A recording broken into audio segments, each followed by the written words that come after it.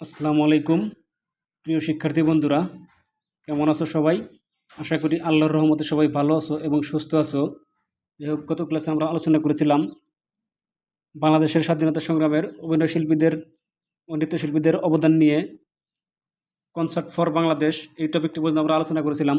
আজকে আমাদের আলোচনা করার কথা ছিল এই পাঠে আমরা যা অনুশীলন করব এই টপিকটি নিয়ে। আমি আর কথা না বাড়িয়ে সরাসরি চলে যাচ্ছি আমাদের মূল আলোচনায়। আমরা এখানে দেখতে পাচ্ছি ভুবনজোড়া বৈচিত্র্যপূর্ণ দেশ, অর্থাৎ সারা পৃথিবীতে বিভিন্ন ধরনের দেশ রয়েছে। জাতীয় সংস্কৃতির মানুষ মিলেমিশে যেমন শান্তিপূর্ণ পৃথিবী তৈরি করে, তেমনি ছবি আঁকার অন্যান্য নিয়ম নীতির সঙ্গে চিত্রকে আকর্ষণীয় করে তোলে। অর্থাৎ ছবি আঁকার জন্য বিভিন্ন ধরনের বৈচিত্র্য ছবিকে আকর্ষণীয় করে তোলে, এখানে সেই বিষয়ে বলা হয়েছে। এবার আমরা জানব ছবি আঁকার নিয়ম নীতি বৈচিত্র্য সম্পর্কে। যেমন বৈচিত্র্য অর্থাৎ ভ্যারিয়েটি, চিত্রকে আকর্ষণীয় করার জন্য তাতে বিপরীত ধর্মী উপাদান ব্যবহার করে ছবি আঁকার ভাষায় বৈচিত্র্য বলে।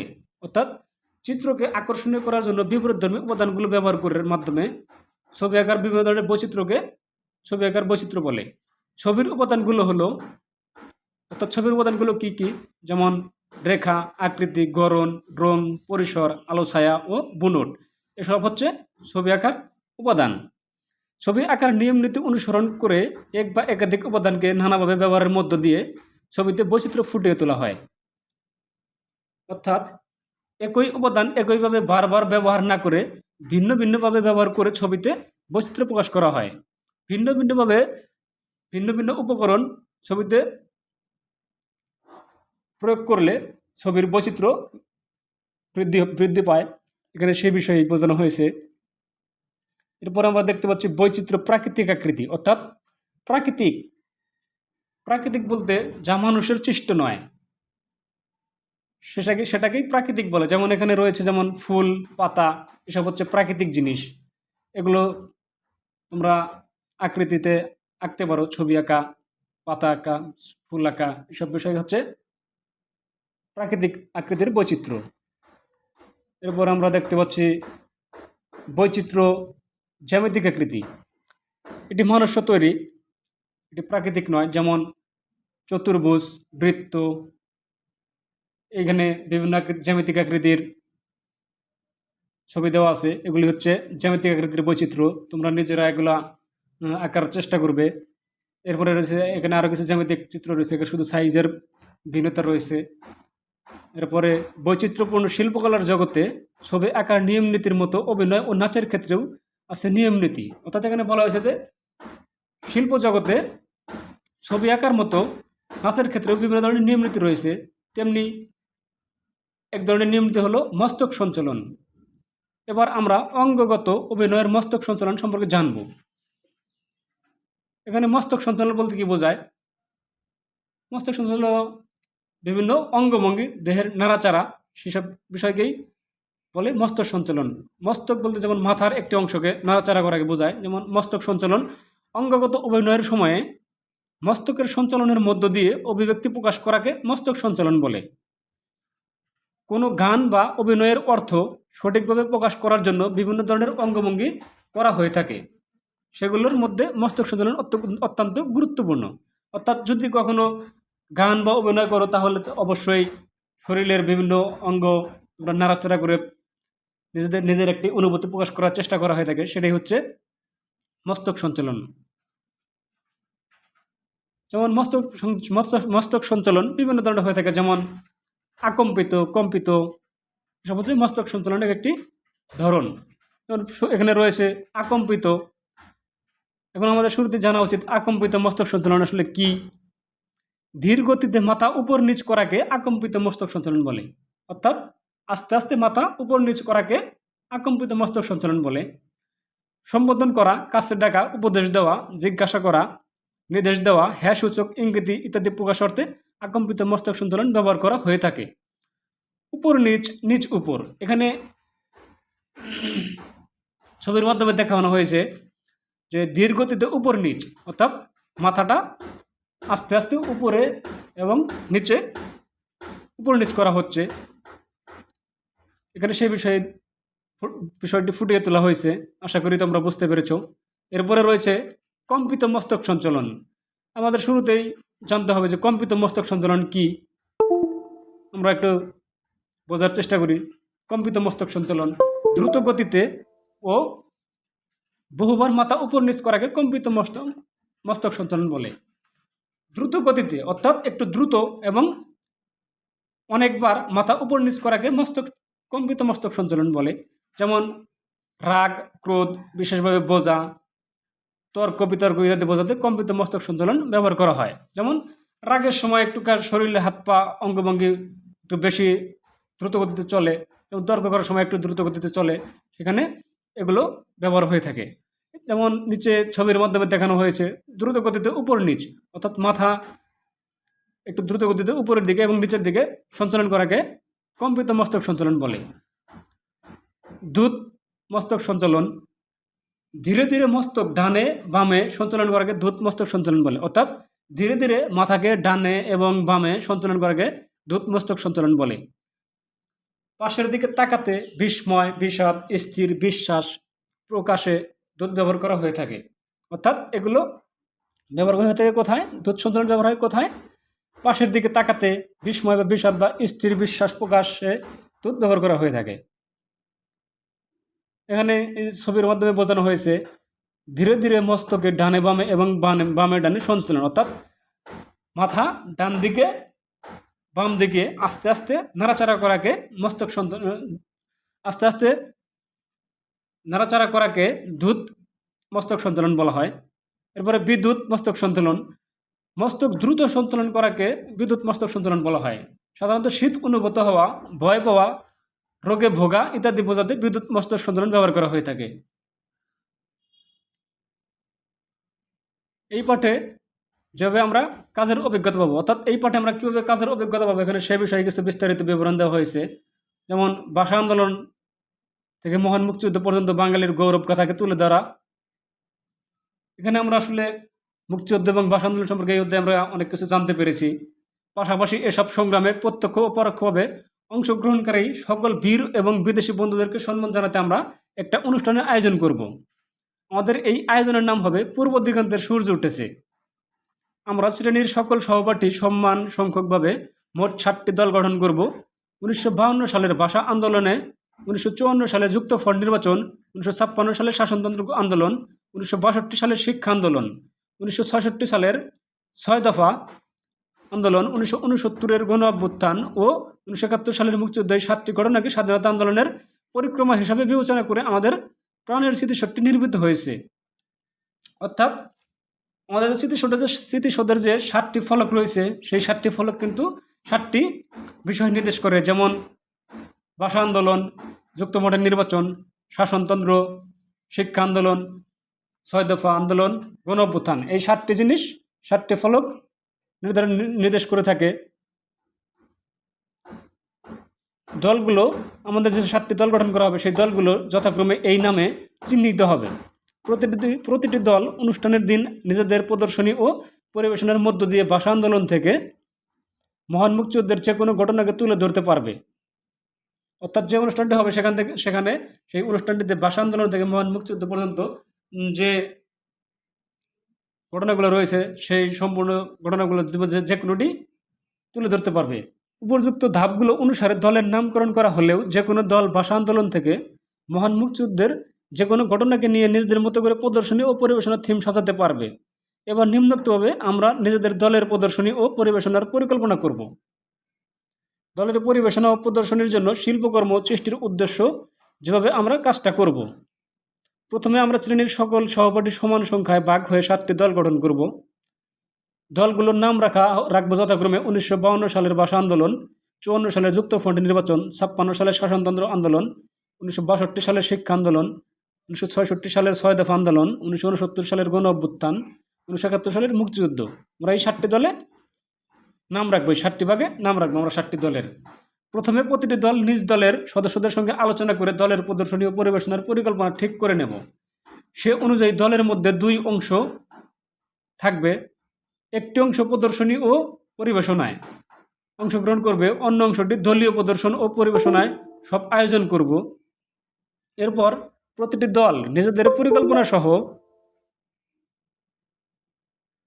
প্রদর্শনী ও পরিবেশনায় অংশগ্রহণকারী এবং নিজ দলের সংগঠকদের নামের তালিকা শিল্প ও সংস্কৃতি বিষয়ক শিক্ষকের কাছে জমা দেব। অর্থাৎ সংগঠনকারী এবং অংশগ্রহণকারী সকলের নাম, সংগঠকদের নামের তালিকা শিল্প ও সংস্কৃতি বিষয়ক শিক্ষক যিনি থাকবেন তার কাছে আমরা জমা দেব। দলের প্রত্যেক সদস্যের ছবি আঁকা ও গড়ার কাজ করব। তারা ভাষা আন্দোলন থেকে মহান মুক্তিযুদ্ধ পর্যন্ত যে কোনো বিষয়কে এঁকে ক্যালিগ্রাফের মাধ্যমে তুলে ধরতে পারবো। যারা কোনো কিছু গড়তে চাই তারা নিজেদের চারপাশের সহজলভ্য উপকরণ যেমন কাগজ, কাঠ, মাটি ইত্যাদি দিয়ে শহীদ মিনার, স্মৃতিসৌধ, জাতীয় ফুল, শাপলা ইত্যাদি ঘোরা শিল্পকর্ম উপস্থাপন করতে পারবো। অর্থাৎ তোমরা যদি চাও তাহলে কাগজ, কাঠ বা মাটি দিয়ে তোমরা শহীদ মিনার, স্মৃতিসৌধ এবং জাতীয় ফুল, শাপলা ইত্যাদি তোমরা তৈরি করতে পারো এবং সেসব শিল্পকর্ম তৈরি করে তোমরা উপস্থাপন করতে পারো। দলের যেসব সদস্যগণের গানে অংশগ্রহণ করব তারা প্রথমে ভাষা আন্দোলনের গান অথবা দেশাত্মবোধক গানের তালিকা তৈরি করে নেব। অর্থাৎ যারা তোমরা গানে অংশগ্রহণ করবে তারা ভাষা আন্দোলন এবং দেশাত্মবোধক গানের একটি তালিকা তৈরি করে নেবে, যাতে তোমাদের কোন গানটি তোমরা পরিবেশনা করবে সেই গানটি তোমাদের অতি সহজেই সিলেক্ট করা সম্ভব হয়। এছাড়া মহান মুক্তিযুদ্ধের সময় রচিত গান, স্বাধীন বাংলা বেতার কেন্দ্র থেকে পরিবেশিত গানের তালিকা থেকে নিজের পছন্দ মতো তালিকা তৈরি করে নেব। এক্ষেত্রে মূল গানের গীতিকার, সুরকার, শিল্পী সম্পর্কে সব তথ্য সংগ্রহ করে নেব। অর্থাৎ তোমরা যে গানটি পরিবেশন করবে সেই গানের সুরকার, গীতিকার, শিল্পী সম্পর্কে তোমরা আগের থেকে একটি তথ্য সংগ্রহ করবে।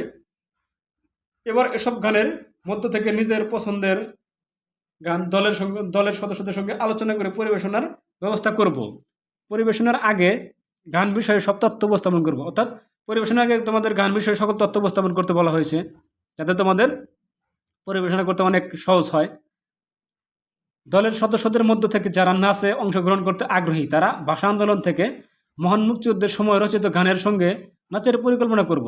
অর্থাৎ ভাষা আন্দোলন থেকে মুক্তিযুদ্ধ পর্যন্ত যেসব গান রয়েছে সেসব গানের সঙ্গে তোমরা নাচের পরিকল্পনা তৈরি করবে এবং সেই অনুযায়ী তোমরা নাচ পরিবেশন করার চেষ্টা করবে। সে নাচের পরিকল্পনা একক বা অথবা দ্বৈত অথবা দলগত হতে পারে। দলের মধ্যে নাচ ও গানের দলের সমন্বিত পরিবেশনার ব্যবস্থা হতে পারে। তোমরা একক বা দলীয়ভাবেও গানের নাচ করতে পারো। এখানে সেই বিষয়ে বলা হয়েছে দলের কোনো সদস্য চাইলে ভাষা আন্দোলন থেকে মহান মুক্তিযুদ্ধ পর্যন্ত যে কোনো বিষয়কে মূকাভিনয়ের মাধ্যমে তুলে ধরতে পারে। তাছাড়া দলের সদস্যরা চাইলে নিজেদের মতো করে রচনা করে দলীয় অভিনয়ের মধ্য দিয়ে ভাষা আন্দোলন থেকে মহান মুক্তিযুদ্ধ পর্যন্ত যে কোনো বিষয় ফুটিয়ে তুলতে পারে। অর্থাৎ এখানে তোমাদের কোনো বাধ্যবাধকতা নেই, তোমরা যেটি মন চায় তোমরা সেটাই এখানে ফুটিয়ে তুলতে পারবে অভিনয়ের মাধ্যমে। এখানে সেটি বিষয়টি বোঝানো হয়েছে। সদস্যরা নিজেদের মধ্যে আলোচনা করে ঠিক করে নেবে কোন সদস্য কি পরিবেশনা বা প্রদর্শন করবে। অর্থাৎ তোমরা নিজেদের মধ্যে আলোচনা করে ঠিক করে নেবে তোমরা কে কী প্রদর্শন করতে চাও বা কে কী প্রদর্শনে পারদর্শী, তোমরা নিজেদের মধ্যে আলোচনা করে সেটি ঠিক করে নেবে। দলের বাকি সদস্যরা দলের পরিবেশনায় আয়োজক সংগঠকের ভূমিকা পালন করবে। অর্থাৎ যারা পরিবেশনায় অংশগ্রহণ করবে না তারা আয়োজক ও সংগঠনের ভূমিকা পালন করবে, যাতে সবাই সম্পৃক্ত থাকলে এই অনুষ্ঠানটির সাথে এখানে সেই বিষয়টি বোঝানো হয়েছে। আয়োজকরা দলের বিষয় অনুসারে মঞ্চ সজ্জা, শ্রেণীকক্ষ সজ্জা, দলের পরিবেশনায় পোস্টার তৈরি সহ সার্বিক তত্ত্বাবধানের দায়িত্ব থাকবে। অর্থাৎ যারা আয়োজক থাকবে তারা এসব কাজগুলো করবে। দলের প্রদর্শনী বা পরিবেশনায় অংশগ্রহণকারী সদস্যরা নিজেদের তৈরি দলীয় বিষয়ের সঙ্গে মিলিয়ে ইচ্ছামতো মাধ্যমে ছবি এঁকে, নকশা করে, ক্যালিগ্রাফ করে, কোনো কিছু গড়া বা বুনে, গান গেয়ে, নাচ করে, অভিনয় বা আবৃত্তির সৃজনশীল উপস্থাপনা এবং প্রদর্শনীর মধ্য দিয়ে নিজেদের দলের বিষয়টি উপস্থাপন করব। তো তোমরা এসব কার্যক্রমের মাধ্যমে যেমন ছবি আঁকা, ক্যালিগ্রাফ, নকশা করা ইত্যাদি কোনো কিছু বোনা, নাচ, গান, অভিনয়, আবৃত্তির মাধ্যমে তোমরা বিষয়টি উপস্থাপন করবে। প্রতিটি দল নিজেদের প্রদর্শনী ও পরিবেশনার সময় বাংলাদেশের মহান মুক্তিযুদ্ধের সময় গুরুত্বপূর্ণ ভূমিকা পালনকারী বিদেশি বন্ধুদের মধ্য থেকে এক বা একাধিক বন্ধুর অবদানকে তুলে ধরব। অর্থাৎ এখানে মুক্তিযুদ্ধের সময় যে গুরুত্বপূর্ণ ভূমিকা পালন করেছিল আমাদের বিদেশি বন্ধুরা, তাদের মধ্যে থেকে আমরা এক বা একাধিক বন্ধুর অবদানকে তুলে ধরতে পারি। যেমন বিভিন্ন শিল্পী, সাহিত্যিক যারা ছিল তাদের কর্মকাণ্ড, তারা যে অবদান রেখেছে সেসব বিষয়ে আমরা তুলে ধরতে পারি। নির্ধারিত বিদেশি বন্ধুর অবদান লিখিতভাবে অথবা উপস্থাপনের মাধ্যমে করব। নির্ধারিত বিদেশি বন্ধুদের অবদান আমরা লিখিত বা উপস্থাপনের মাধ্যমে করতে পারি। প্রতিটি দলের পরিবেশনার পরে নির্দিষ্ট দলের উপস্থাপনা ও প্রদর্শনীর বিষয়ে বাকি দলের সদস্যরা তাদের গঠনমূলক মতামত জানাবো। অর্থাৎ প্রতিটি দল যে পরিবেশনা করবে পরিবেশনার পরে নির্দিষ্ট দলের উপস্থাপনা ও প্রদর্শনীর বিষয়ে বাকি দলের সদস্যরা তাদের গঠনমূলক মতামত জানাবে। অর্থাৎ পরিবেশনটা কেমন হলো, কি করলে আর একটু ভালো হতো, তোমরা সে বিষয়ে মতামত জানাবে এবং তার থেকে তোমরা নিজেদের যদি কোনো ভুল হয়ে থাকে সেই ভুলগুলো শুধরানোর চেষ্টা করবে। এরপর আমরা দেখতে পাচ্ছি এই অধ্যায়ে আমরা যা যা করবো, অর্থাৎ এখানে কিছু কাজ দেওয়া আছে। এই অধ্যায়ে আমরা যা যা করবো, পাঠ্য বইয়ে দেওয়া নির্দেশনা মতো প্রাকৃতিক ও জ্যামিতিক আকৃতি দিয়ে চিত্রের নিয়মনীতি বৈচিত্র্য অনুশীলন করব। অর্থাৎ এখানে প্রাকৃতিক ও জ্যামিতিক আকৃতি দিয়ে চিত্রের নিয়মনীতি বৈচিত্র্য অনুশীলন করতে বলা হয়েছে। যাই হোক, এই অনুশীলনটি তোমরা কীভাবে করতে পারো আমি তার একটু নমুনত্ব তোমাদেরকে দেখিয়ে দিচ্ছি। তোমরা চাইলে এখানে ছবি দেওয়া আছে, তোমরা চাইলে এভাবে তোমরা প্রাকৃতিক বৈচিত্র্য নিয়মনীতির প্র্যাকটিস করতে পারো। এখানে বিভিন্ন প্রাকৃতিক জিনিস দেওয়া আছে, যেমন পাতা, ফুল ইত্যাদি বিষয় এখানে তুলে ধরার চেষ্টা করেছি। তোমরা এভাবে প্র্যাকটিস করতে পারো। এরপরে আমরা চলে যাই, দেখি পরের যে কাজটি দেওয়া আছে সেই কাজটি কি, তারপর আমরা সেই অনুযায়ী আগানোর চেষ্টা করব। আমরা এরপরে দেখতে পাচ্ছি পাঠ্য বইয়ে দেওয়া নির্দেশনা অনুসারে নাচের এবং আঙ্গিকগত অভিনয়ের মস্তক সঞ্চালন অনুশীলন করব। অর্থাৎ এখানে মস্তক সঞ্চালন অনুশীলন করতে বলা হয়েছে এবং তোমরা যেভাবে মস্তক সঞ্চালন অনুশীলন করতে পারো আমি তোমাদেরকে একটি নমুনা দেখিয়ে দিচ্ছি। তোমরা এভাবে মস্তক সঞ্চালন অনুশীলন করতে পারো, যা তোমাদের বইয়ে দেওয়া আছে। তারপরেও আমি তোমাদেরকে বুঝিয়ে দিচ্ছি। এখানে আমরা প্রথমে মস্তক সঞ্চালন বিভিন্নভাবে দেওয়া সঞ্চালন করা যায়। এখানে কয়েকটি প্রকার রয়েছে, যেমন অকম্পিত, কম্পিত, বিদ্যুৎ, দূত, এই 4 প্রকার মস্তক সঞ্চালন রয়েছে। প্রথমে রয়েছে মস্তক সঞ্চালন, অকম্পিত মস্তক সঞ্চালন। এগুলো আমরা শুরুতেই জানতে পেরেছি। অকম্পিত মস্তক সঞ্চালন কাকে বলে, অর্থাৎ ধীর গতিতে মাথা উপর নিচ করাকে অকল্পিত মস্তক সঞ্চালন বলে, এটা আমরা আগে জানতে পেরেছি। এখানে এই ছবি দেওয়া আছে, তোমরা এভাবে মস্তক সঞ্চালনের অনুশীলন করতে পারো। এরপরে রয়েছে কম্পিত মস্তক সঞ্চালন, অর্থাৎ দ্রুত মস্তক সঞ্চালন করাকে কম্পিত মস্তক সঞ্চালন বলে। তোমরা বিষয়টি বুঝতে পেরেছো আগেই। এখানে মাথা উপর নিচ দ্রুত করাকে কম্পিত মস্তক সঞ্চালন বলে। আমি এখানে তোমাদেরকে ছবিতে বোঝানোর চেষ্টা করেছি, আশা করি তোমরা বিষয়টি বুঝতে পেরেছো। তোমরা এভাবে কম্পিত মস্তক সঞ্চালন অনুশীলন করতে পারো। এরপরে রয়েছে দ্রুত মস্তক সঞ্চালন, অর্থাৎ মাথা ধীরে ধীরে মস্তক বা মাথা ডানে বামে সঞ্চালন করাকে দ্রুত মস্তক সঞ্চালন বলে। তোমরা ধীরে ধীরে মাথা ডানে বামে সঞ্চালনের মাধ্যমে দ্রুত মস্তক সঞ্চালন প্র্যাকটিস করতে পারো। আমি চিত্রে বোঝানোর চেষ্টা করেছি, তোমরা একটু দেখে নেবে ভালোভাবে। এরপরে রয়েছে বিদ্যুৎ মস্তক সঞ্চালন। মস্তক সঞ্চালন দ্রুত সঞ্চালন করাকে বিদ্যুৎ সঞ্চালন বলে। তো ধীরে ধীরে, যেমন ধীরে ধীরে করাকে বলে দ্রুত মস্তক সঞ্চালন, এবং দ্রুত মস্তক ডানে বামে সঞ্চালন করাকে বিদ্যুৎ মস্তক সঞ্চালন বলে। এই হচ্ছে মস্তক সঞ্চালনের বিভিন্ন প্রকারভেদ। আমি তোমাদেরকে সুন্দর করে বোঝানোর চেষ্টা করেছি এবং ছবির মাধ্যমে বোঝানোর চেষ্টা করেছি, যাতে তোমাদের বুঝতে অনেক সহজ হয় এবং তোমরা সঠিকভাবে মস্তক সঞ্চালন অনুশীলন করতে পারো এবং মস্তক সঞ্চালন করতে পারো। যাই হোক, আমি আবার ফিরে যাই পুনরায় বইটিতে, দেখি এরপরে কি দেওয়া আছে। এরপরে আমরা দেখতে পাচ্ছি পাঠ্য বইয়ে দেওয়া নির্দেশনা মতো পূর্ব দিগন্তে সূর্য উঠেছে অনুষ্ঠানটি শ্রেণীকক্ষে আয়োজন করব। অর্থাৎ পাঠ্য বইয়ে দেওয়া পূর্ব দিগন্তে সূর্য উঠেছে অনুষ্ঠানটি তোমরা শ্রেণীকক্ষে আয়োজন করবে তোমাদের সহপাঠীরা এবং শিক্ষকের সহায়তা নিয়ে।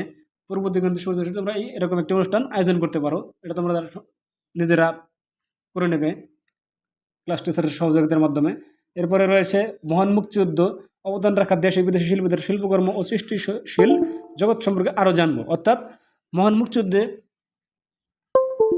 যেসব বিদেশি শিল্পীরা অবদান রেখেছে তাদের শিল্পকর্ম ও সৃষ্টিশীল জগৎ সম্পর্কে আরও বিস্তারিত জানতে বলা হয়েছে। তোমরা বইয়ে যতটুকু দেওয়া আছে তোমরা এতটুকু তো জানতে পেরেছো ইনশাল্লাহ।